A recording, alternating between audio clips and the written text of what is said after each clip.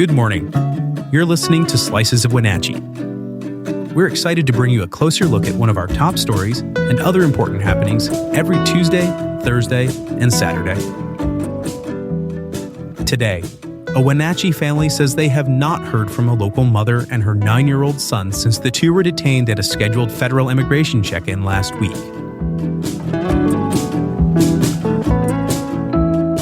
Before we continue, have you joined Neighbor yet?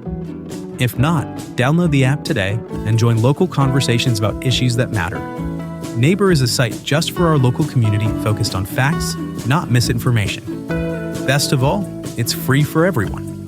To learn more, visit wenatcheeworld.com/NABUR. Now, let's jump in.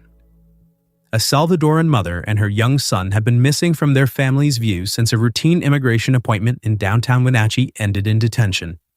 According to Wenatchee for Immigrant Justice, Elsie Amaya Diaz and her 9-year-old son were detained Thursday during a scheduled check-in with Immigration and Customs Enforcement. The pair had gone to the Department of Homeland Security office below City Hall, where Amaya Diaz had regularly reported as part of her ongoing immigration case. Family members say they have not seen or heard from them since. Rosa Amaya, Elsie's sister, said the last time she spoke with her was Thursday, shortly before the appointment. She described her sister and nephew as scared and uncertain about what would happen.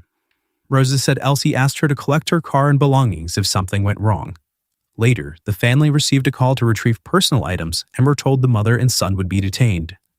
Since then, relatives and advocates say they have struggled to determine where the two are being held. Wenatchee for Immigrant Justice checked the ICE online detainee locator system after 48 hours, the standard window for someone to appear in the database, but their names did not show up.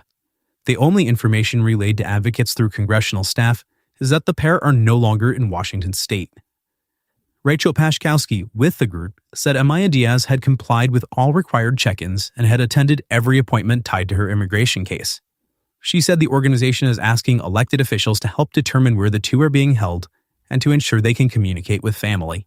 For her son's relatives, the uncertainty has been especially hard. His 10-year-old cousin says she misses playing with him and wants him home. Family members describe him as a strong student at John Newberry Elementary School who loves to learn. His uncle Luis said Elsie worked 2 jobs as a single mother and left El Salvador to escape violence and seek a safer life for her son. Immigration check-ins are a routine requirement for many people with pending cases, including asylum seekers. Advocates say the process is meant to confirm compliance with court proceedings and immigration rules. And in this case, they say the outcome has left a family waiting by their phones for any word at all. For more, head over to wenatcheeworld.com.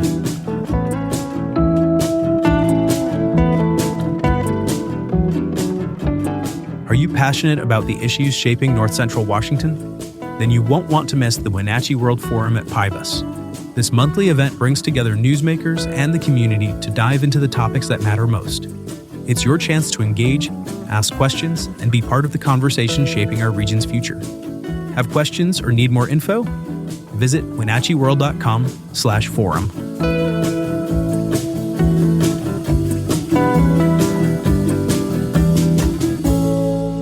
Now, a few other stories you should know about. Brielle Precht of East Wenatchee has been crowned the 107th Washington State Apple Blossom Festival Queen, while Kaylee Pearsons of East Wenatchee and Parker Avery of Wenatchee were named princesses during a ceremony at the Numerica Performing Arts Center. Precht received a $10,000 scholarship, while Pearsons and Avery each received $5,000. Judges evaluated candidates through interviews, a meet and greet, and on-stage performances. Several additional scholarship awards were also presented to other participants. The City of Wenatchee has deemed the Wenatchee Valley Museum and Cultural Center's renovation and expansion application complete, clearing the way for public comment and a hearing next month.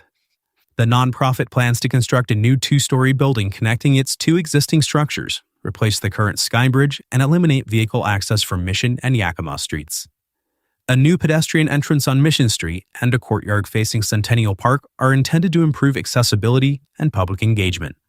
Public comments will be accepted through February 26th, and a hearing is scheduled for March 24th at City Hall. A documentary marking the 25th anniversary of the Numerica Performing Arts Center will premiere February 19th at 7 p.m. inside the 550-seat theater it celebrates. Precious Little Theater, produced by North 40 Productions, blends backstage footage and interviews to highlight the center's impact on performers and the broader community. The 40-minute film grew out of conversations about how to commemorate the milestone and was filmed over the past year during rehearsals and performances. 9-year-old Sam Patnode, a third grader at John Newberry Elementary School, has published a 71-page graphic novel titled Super Soda. The Wenatchee student wrote and illustrated the book by hand before his family helped scan and format it for self-publication. The story follows a superhero who gains powers from toxic waste and faces off against a villain named Mr. Evil. Patnode donated a copy to his school library, where it is frequently checked out, and he is already working on his next project. Wenatchee saw its first notable snowfall of 2026 on Monday, bringing a light but measurable break in what has otherwise been a dry winter. As of mid-morning, about 0.8 of an inch of precipitation had fallen in the previous 24 hours, with forecasters expecting less than half an inch of additional snow. The National Weather Service recorded just 0.35 inches of precipitation in January, well below the 30-year average of just over an inch for the month. And meteorologists say a persistent high-pressure ridge over the Pacific Northwest has limited moisture across north-central Washington.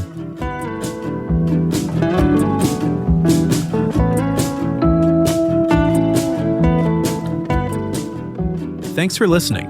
For more information on all the stories you heard today, visit us at WenatcheeWorld.com. The Wenatchee World has been engaging, informing, and inspiring North Central Washington communities since 1905. We encourage you to subscribe today to keep your heart and mind connected to what matters most in North Central Washington. Thanks for starting your morning with us, and don't forget to subscribe to Slices of Wenatchee wherever you listen to podcasts.